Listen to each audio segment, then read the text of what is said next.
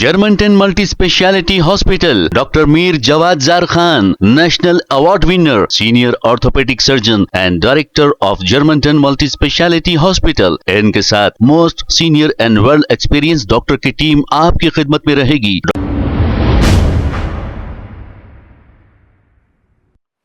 अस्सलाम वालेकुम नाज़रीन, 7H न्यूज सच को रखे आपके आगे। जुबली हिल्स कैंडिडेट नवीन यादव कांग्रेस पार्टी के उम्मीदवार हैं। अब इनके वालिद का नाम चिन्ना सिरिसेलम बताया जा रहा है। चिन्ना सिरिसेलम उस एरिया के राउडी शीटर हैं, ऐसा बताया जा रहा है।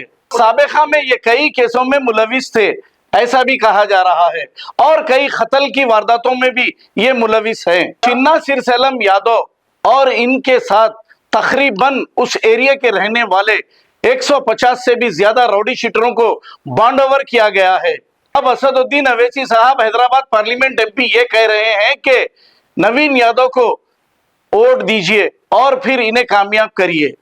कैसे कैंडिडेट को वोट आपको देना है, आप सोच समझकर ये फैसला करें।